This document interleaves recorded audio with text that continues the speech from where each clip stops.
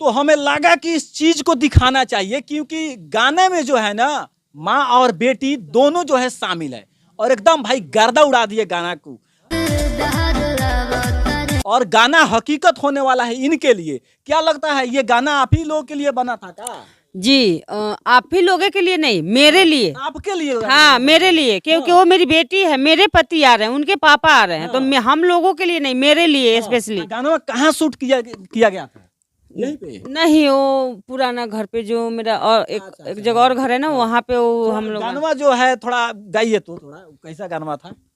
हमारे दिलदार आवतारे, हमारे सरकार आवतारे, यही से सज धज के बानी, विदेश से भतार आवतारे। अच्छा गुड़िया जी, ये बताइए कहाँ से मैंने दिमाग में खटक गया कि इस गाना को बनाया जाए, हमारे लिए हकीकत होने वाला है, कहाँ से मैंने अचानक? क्योंकि